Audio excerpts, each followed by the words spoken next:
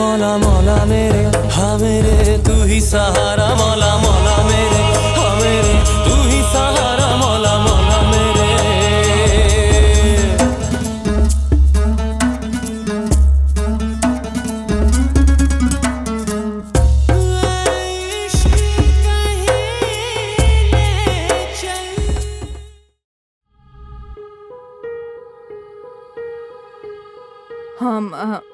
آره وقتی که شنیده تو نیستی تمنا تلاش کرده خودشو بکشه.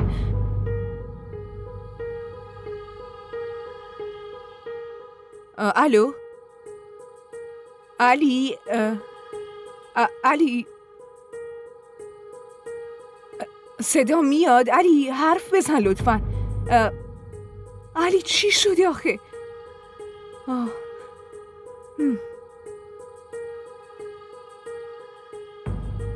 چی شده آقا؟ چی شده؟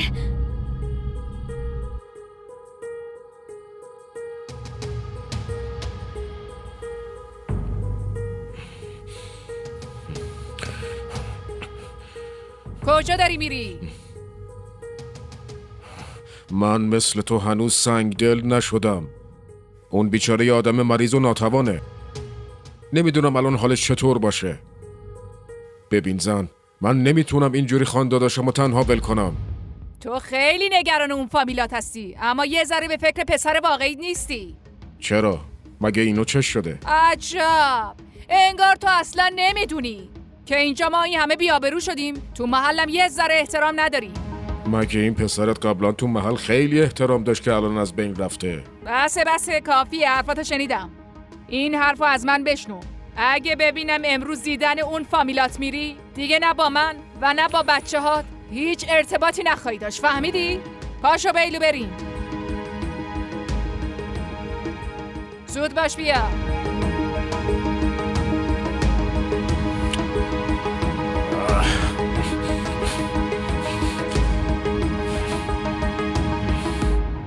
خدا چی شده؟ تمنا دیشب تلاش کرده خودشو بکشه. چی؟ اینو کی بهتون گفت؟ عمه گفت. خب شما ازش نپرسیدین الان کجاست؟ چه اتفاقی افتاده؟ شارژ گوشیم تمام شد. پس چطوری بفهمیم اون کجاست؟ شما یه کاری کنین، از تلفن بیمارستان زنگ بزنین. آره این درسته.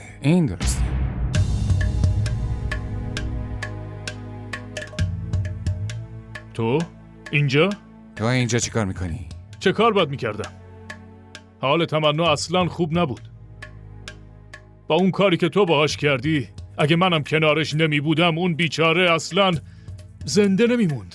چرا داری مزخرف میگی؟ ای وای چه عصبانی. روز عروسیت نیومدی اون وقت قدلی تو داری سر من خالی میکنی؟ تمنا کجاست؟ اون نمیخواد تو رو ببینه. در واقع حتی نمیتونه ریخت و قیافه تو رو تحمل کنه. یه نصیحت بهت بکنم، اصلا تلاش نکن که بری ببینیش، چون دیگه هیچ جایی توی زندگی اون برای تو وجود نداره.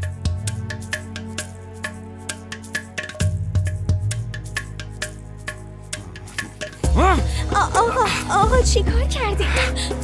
آقا لطفاً.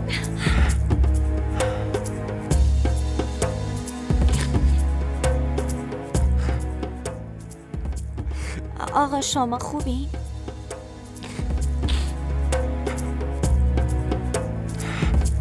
چه اتفاقی افتاده؟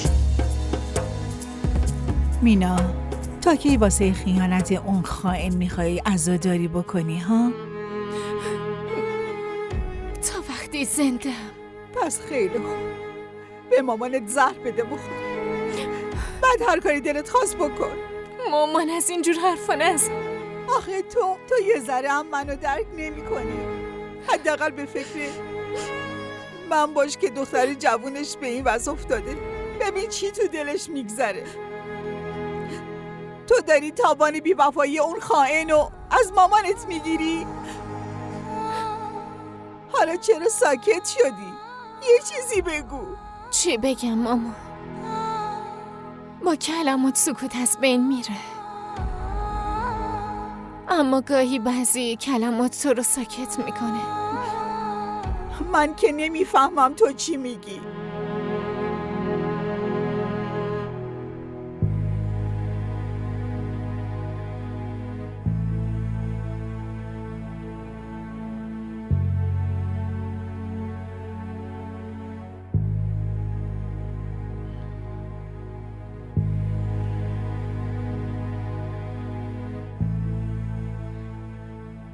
من میدونم شما از حرفشون ناراحت شدین، اما نیازی نیست از حرف هر کسی ناراحت بشین.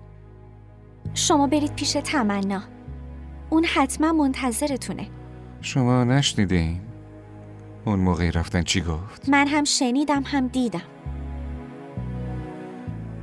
اما یه چیزی رو یادتون باشه آقا، این که شما درست بودین و هیچ کس یادش نمیمونه، اما اشتباهاتتون رو هیچ کس فراموش نمیکنه. شما که میدونین من مجبور بودم. اگه اجباری توی عشق باشه، اون اجبار رو باید از بین ببرین و عشق رو انتخاب کنید. خودتون باید توی زندگیتون تصمیم بگیرید، چون که اگه احساساتی بشین و عشقتون رو رها کنین،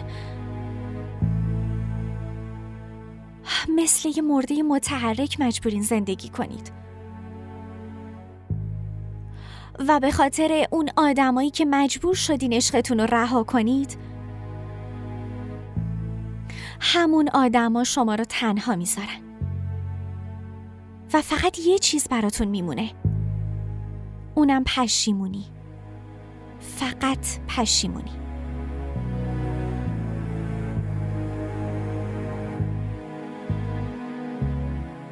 آقای دکتر حال داییم چطوره؟ الان حالش خیلی خوبه. من میتونم ببینمش؟ الان نه، فعلا بر اثر دارو بیهوشه. وقتی که به هوش اومد میتونید برید ببینیدش. خیلی ممنونم آقای دکتر. خدا رو شکر.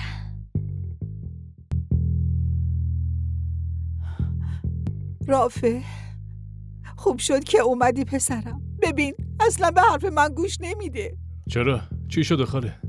اصلا هیچی نمیخوره. اگه چیزی نخوره چه جوری خوب بشه؟ همش به خاطر اون پسره احمقه. مامان، آخه میبینی؟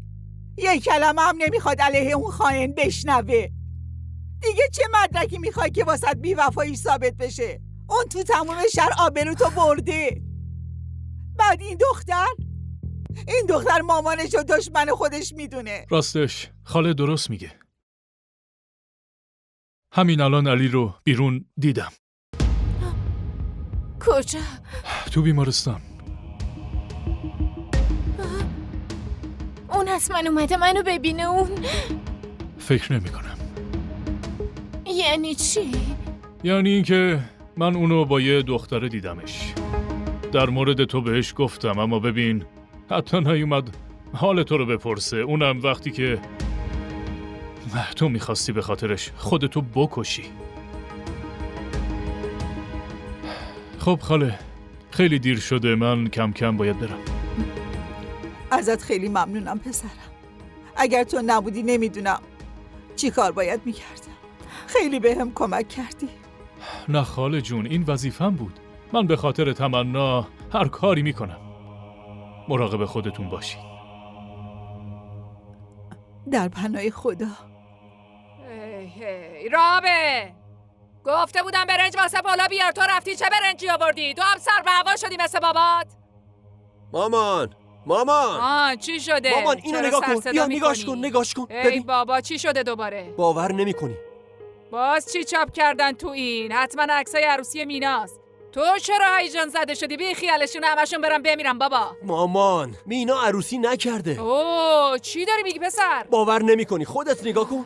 خدا، این همون پسر است که با حسنا بوده؟ آره، قرار بود همین پسره با مینا عروسی کنه.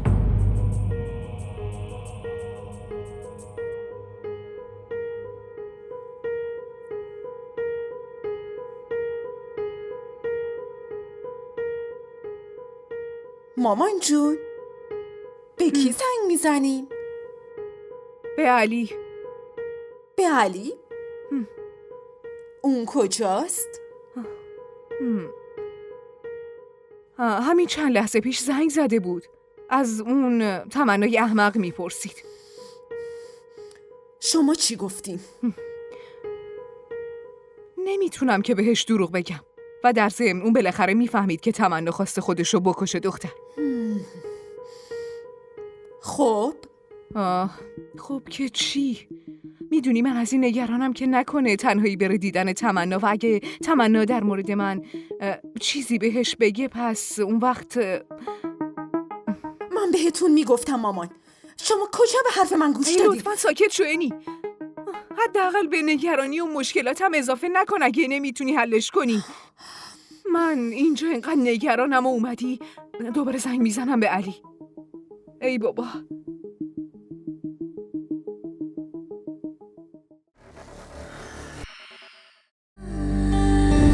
الینا، من اصلا دوست ندارم که خانومم این کارا رو انجام بده. خونه پدر باشی یه مشکله، خونه شوهر بری یه مشکل دیگه. از کی واسه خودمون زندگی کنیم؟ اون رابطه ایه که فقط باید تحمل کرد، همون بهتر که زودتر تموم بشه.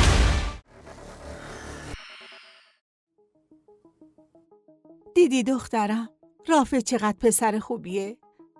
وقتی حالت بد بود تمام شب توی بیمارستان سر پا وایساده بود. آخه چقدر بهت گفتم، رافع پسر خیلی خوبیه، تو رو هم خیلی خیلی دوست داره، اما تو به حرفم گوش ندادی. تو به دام اون پسر علی افتادی. مامان چی؟ چرا مامان میکنی؟ تو اصلا به مامانت اعتمادی نداری. الانم که رافع همه چی رو گفت، اما تو بر علیه اون پسر اصلا هیچی نمیخوای بشنوی. اما مامان حتما این نیست که اون دختر دوست دختر علی بوده. ممکنه چی؟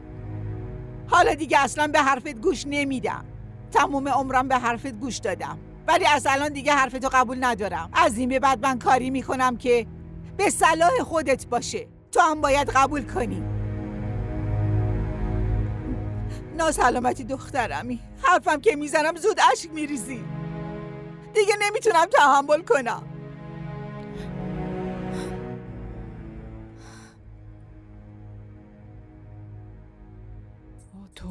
توبه من نگفتم این حسنا خیلی آب زیر کاهه؟ واسه همین بوده رفته اون شرکت. حالا من یه چیزی بگم، دختر خیلی زرنگ در اومده. ببین چه پسر پولداری رو تور کرد. کاش از اول میدونستم. کجا داری میری؟ دارم میرم حاضر شم. چرا؟ ای بابا آبجی شایسته الان چه حالی داره؟ یعنی نباید بریم باهاش همدردی کنیم؟ هیچ کی جایی نمیره. ولی ماجد جان آبجی و مینا حتما تنها هستن. واقعا؟ الان به یاد فامیلام افتادی؟ اما اینو فراموش نکن که خانداداش شوهر هست و پدر مینه آبجی.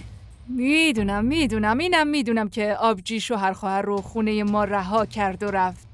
حالا دیگه اون باهاش هیچ نسبتی نداره. نه خیرم، این نسبت ها به این راحتی ها از بین نمیره.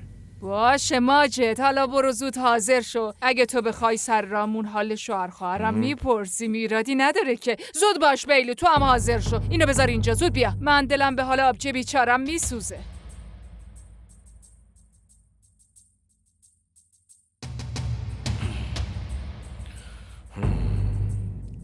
عجب زنیه خدایا.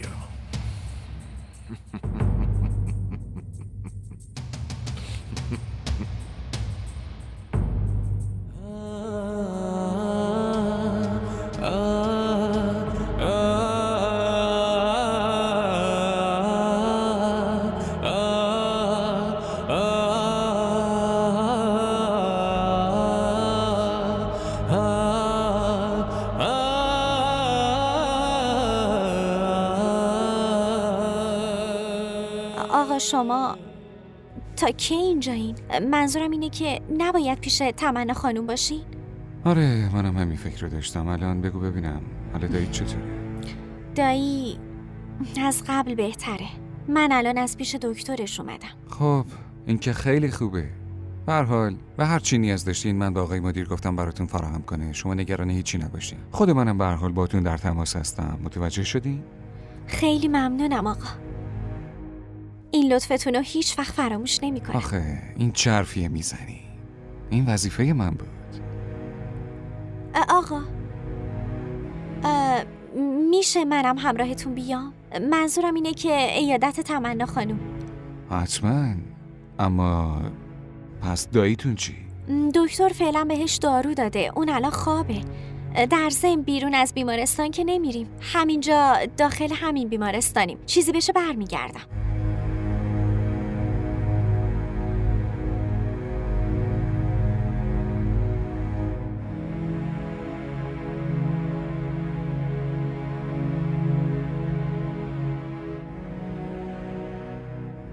مامان داشتم فکر میکردم اون دختر کیه که علی به خاطرش منو ول کرده.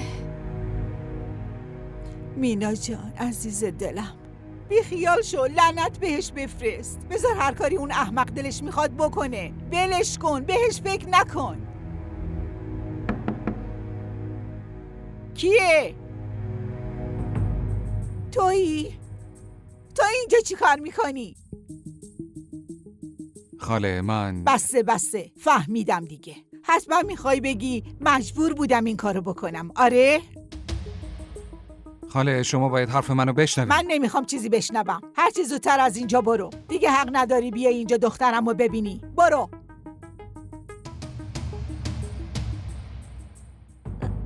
سندایی یه بار لطفاً به حرفمون گوش بدین.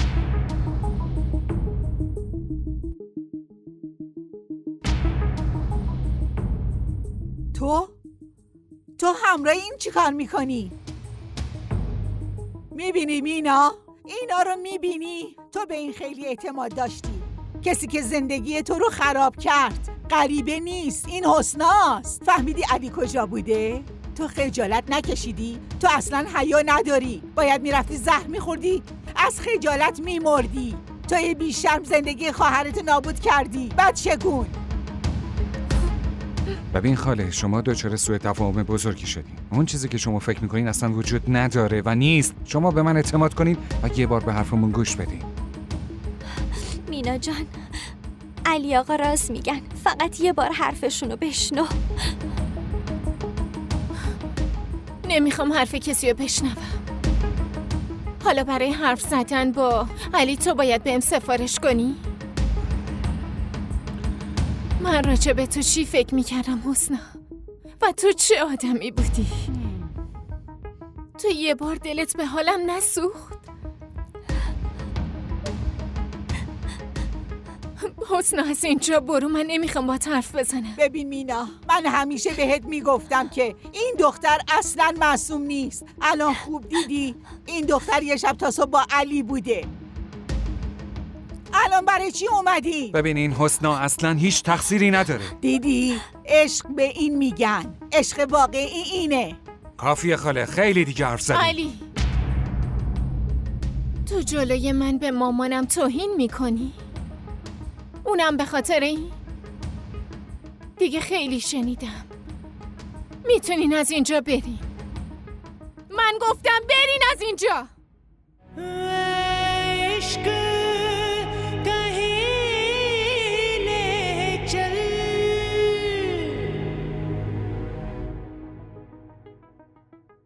برو دیگه.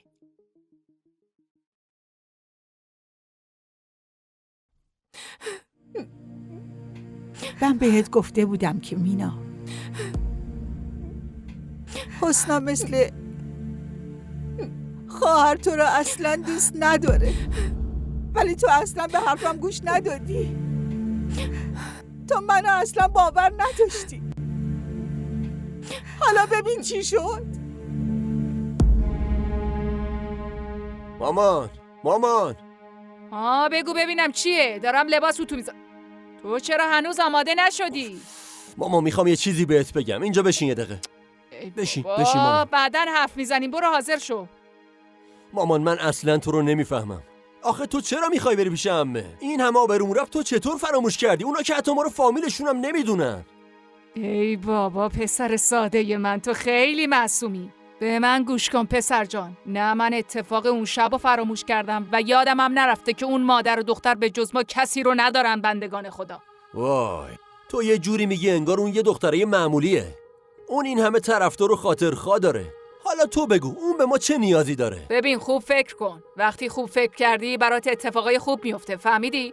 حالا برو و نگران نباش. برو حاضر شو. مامانت فکر آینده دور تو داره میکنه پسر. حالا برو یه دست لباس درست حسابی بپوش.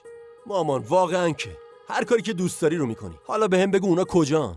کجا پیداشون کنیم؟ حتما خونه‌ان دیگه. باید کجا باشن؟ پسر یه دیوونه. مامان، مینا میخواسته خودکشی کنه. خودکشی؟ آره راست میگی. حتما الان بیمارستان دیگه. کدوم بیمارستان؟ خب اینو که من نمیدونم. پس بیلو یه کاری کن. شماره مینا رو از یه جایی پیدا کن، تو گوگلی بزن، حتما پیدا میکنی پسرم. وای مامان، اون اسمش گوگلی نیست، گوگله. آره همون. پیدا کردن شماره اون سخت نیست که. برو شماره‌شو پیدا کن.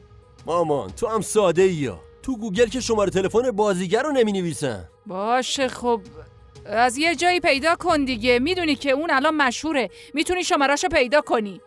برو دیگه قربونت برم. برو شماره‌شو هر چه سریعتر پیدا کن ببینم. منم میرم حاضر شم، تو هم زود حاضر شو. برو عزیزم، برو پسرم، برو.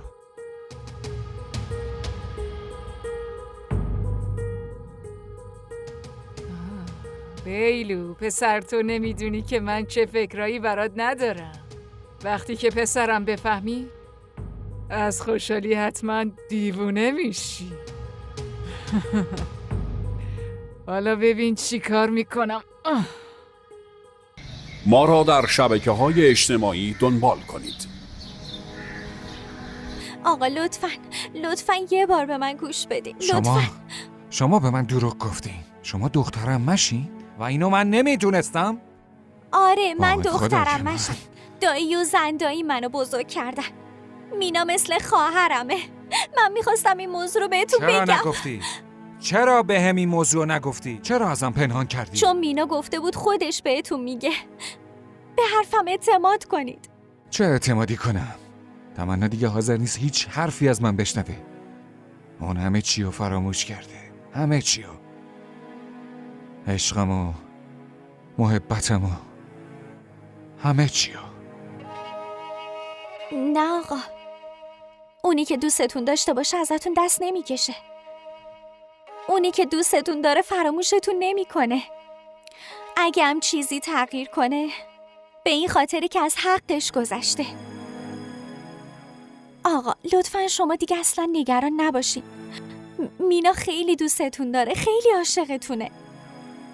فقط یه ذره صبر کنید، اون دوباره پیشتون برمیگرده. لطفاً آقا.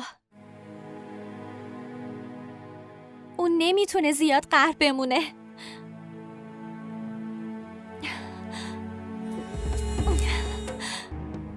دیدی؟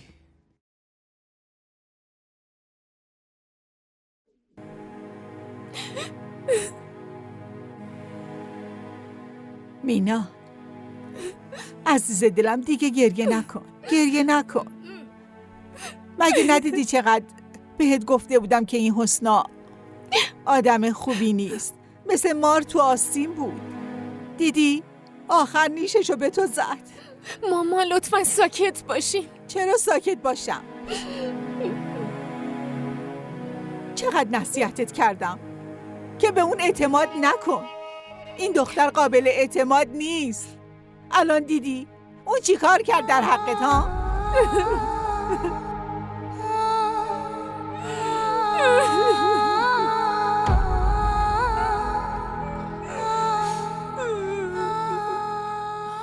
مینا بهت التماس میکنم دخترم، بحث رضای خدا بس کن. عزیز دلم میدونی که زمان مرهم خوبیه برای زخمات. التماس میکنم آروم باش. نه مامان، تو زندگی یه لحظه ای هم هست که آدم بخواد بازم نمیتونه فراموشش کنه. من با اون آدم ها مخالفم. که میگن زمان دوای هر دردیه، چون بعضی زخما برای همیشه جاشون تو زندگی آدم میمونه.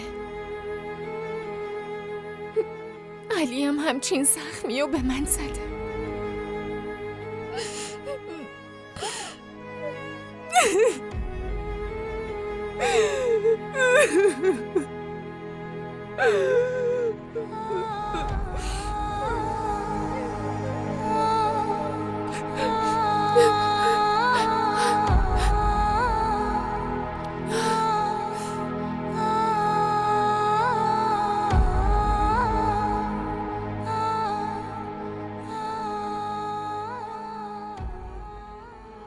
من نمیدونم باید چیکار کنم که مینا متوجه بشه که من مقصر نیستم. شما نیازی نیست به کسی چیزی رو ثابت کنید. وقتی آدم ناراحت بشه از کسی بیشتر توقع داره که بیشتر از همه دوستش داره. من تو چشمای مینا محبت شما رو دیدم. تو خیلی خوبی حسنا. اگه تو این شرایط کنارم نبودی نمیدونم باید چیکار میکردم. اگه منم این حرفو درباره شما بگم چی؟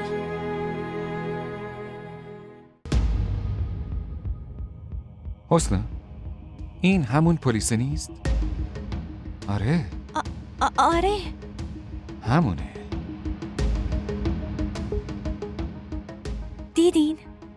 دیدین خدا چطوری داره کمک میکنه؟ حالا این آدم به مینا اطمینان میده که ما دروغ نمیگفتیم.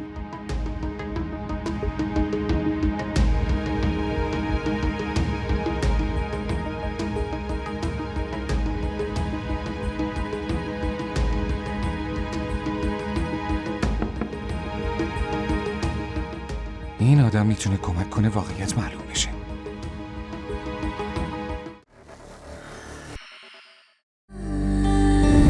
الینا، من اصلا دوست ندارم که خانومم این کارا رو انجام بده. خونه پدر باشی یه مشکله، خونه شوهر بری یه مشکل دیگه.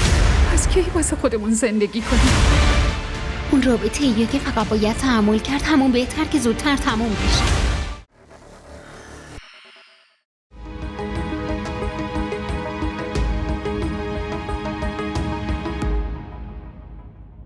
معذرت میخوام خانم، مزاحمتون شدم.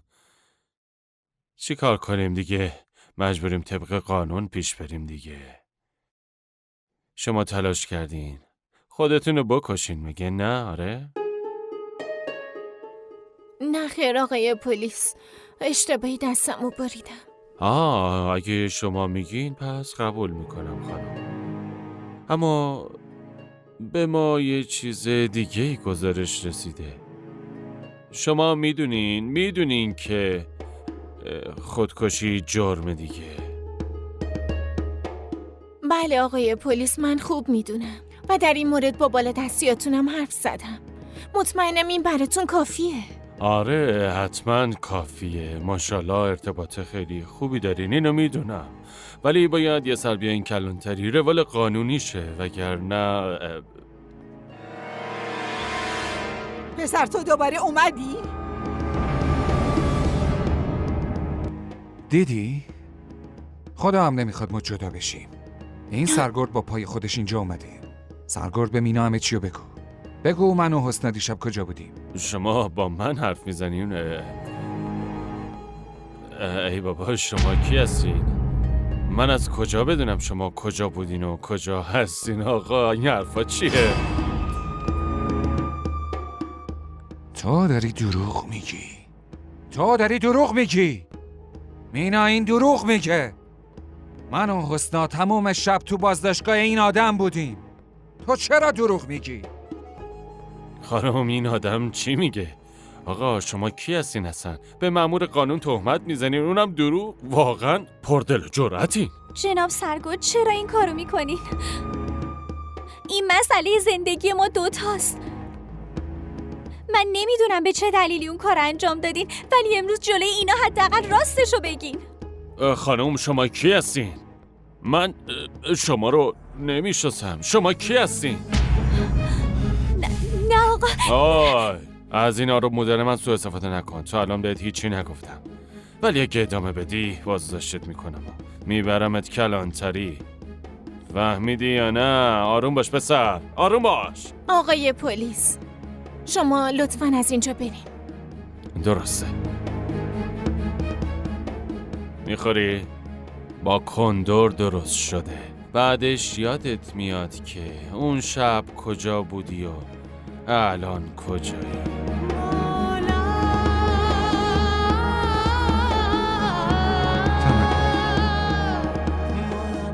تو باید حرف منو گوش کنی. تو باید منو باور داشته باشی تمنا. اون داره دروغ میگه تمنا. کافیه علی، بس کن دیگه. لطفاً بسه، تمومش کن دیگه. تو همینجوریشم منو مسخره مردم کردی. دیگه بیشتر از این ادامه نده. لطفاً از اینجا برو. من حتی نمیخوام قیافتم ببینم. از اینجا برو. من دیگه با تو هیچ نسبتی ندارم. میتونی از اینجا بری.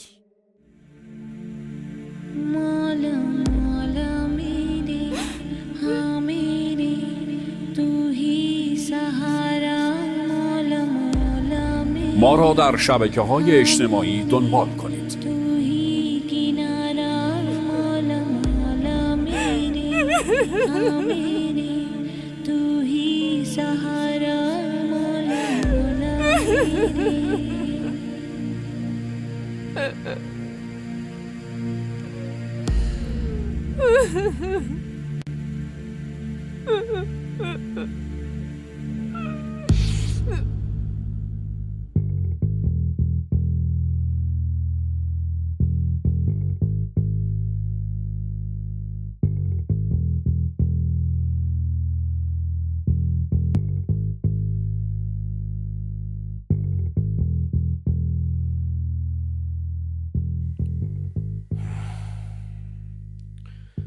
سلام علیکم. علیک السلام ماجد. امروز باز دیر کردی که. ای بابا کارام زیاد بود. ولی تو از کی تا حالا منتظر من هستی؟ نه من یه حرف مهم میخواستم بهت بگم. چه حرفی؟ داشتم فکر میکردم چرا مینا رو واسه بیلو خواستگاری نکنم. شمیم تو عقل تو کامل از دست دادی. چرا؟ مگه من حرف بدی زدم؟ خودت میدونی منظورم چیه. ببین تلاش نکن به پارچه مخمل پارچه کتان و پینه بزنی. من یه آبروریزی دیگر رو تحمل نمیتونم بکنم. من میدونستم جوابت اینه. تو هیچ کاری نکن، من خودم انجام میدم. چرا دنبال خراب کردن زندگی پسرت هستی؟ از اولشم اون بیکاره است، بعد تو توی ذهنش همچین رویاهایی رو میندازی، پس دیگه کاملا از دست میره. او ماجه، تا وقتی آدما بزرگ فکر نکنن موفق نمیشن. تو چی میخوای؟ که پسر تموم مثل یه منشی زندگی کنه ها؟ واسه یه قرون جون بکنه؟ آره، مگه کجاش بده؟ نون حلال در میاره، حلال. و من به پول مردم چشم داشتی ندارم. با تو بحث کردم بیفایده است، کاملا بیفایده است. پسر عزیزم اومد، قربونش برم من. ای مامان جون، به سختی شماره‌شو گیر آوردم. شماره کی؟ شماره مینا رو. اون بیچاره رو تخت بیمارستان افتاده، باید یه بار حالشو بپرسیم. عزیز دلم برات غذا میارم باشه. پسرم حتما گرسنش شده. الان میارم. خیلی هم گرسنمه.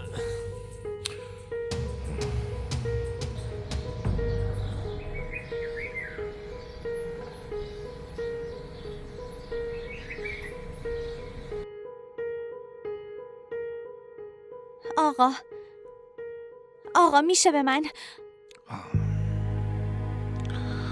تمنا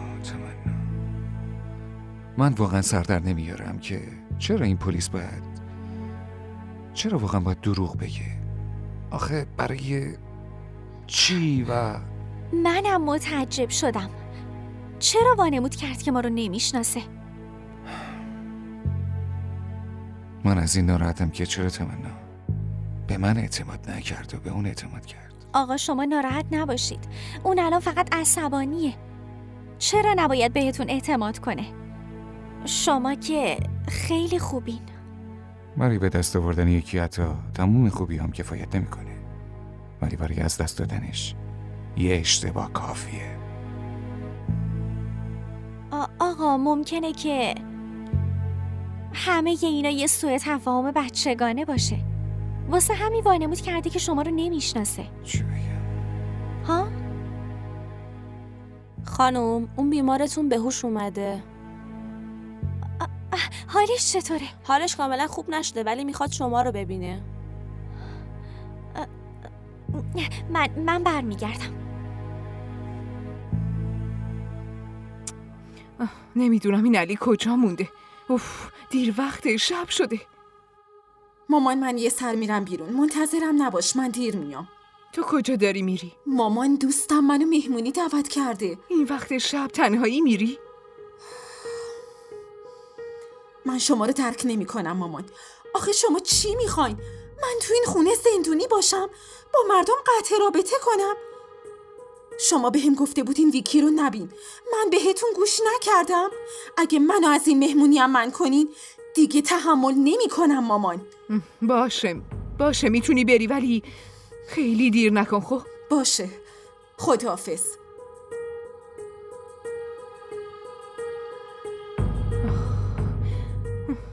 من واسه علی نگرانم. اون وقت این عینی هم الان اعصاب واسه آدم نمیذاره دیگه.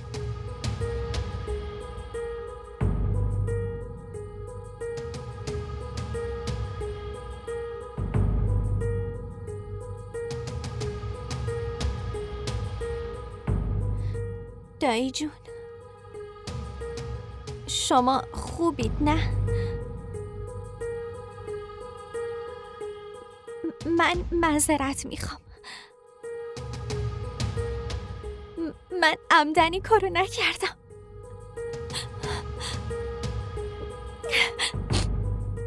پلیس ما رو بازداشت کرد. نمیدونم چه سوء تفاهمی براشون پیش اومده بود. من با علی آقا هیچ رابطه ای ندارم. قسم میخورم بهم اعتماد کنین دایی جون. من بی تقصیرم.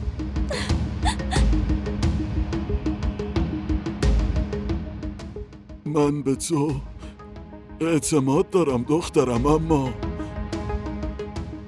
این دنیا به این راحتی بهت اعتماد نمیکنه دخترم. الان دیگه دخترها خودشون باید از حقشون دفاع کنن. فقط خدا کنه که برای نجابت تو، آبروی تو. دایی جون، دایی جون، من تو رو میکشمت. من تو رو زندت ولش کن تمنا، ولش کن. میکشمت. ولش کن علی. چرا با هم این کارو کردی؟ فقط تمنا داری چیکار میکنی؟ ولش کن بیا این وقت. چی ازم گرفتی؟ همه خونه با دمو ازم گرفتی.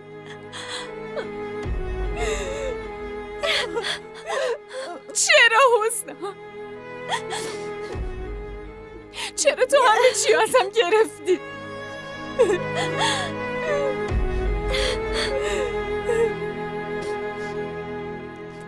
یه چیزی رو به یاد داشته باش.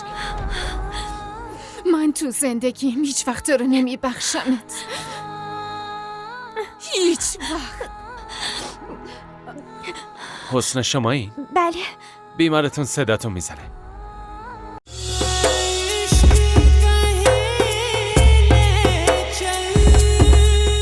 मौला मौला मेरे हाँ मेरे तू ही सहारा मौला मौला मेरे हाँ मेरे तू ही सहारा मौला मौला मेरे. DDTV ارائه کننده بزرگترین سریال های درامای ترکی، کره‌ای، پاکستانی دوبله شده به فارسی می باشد. لطفاً سابسکرایب کنید و عضوی از خانواده ما شوید.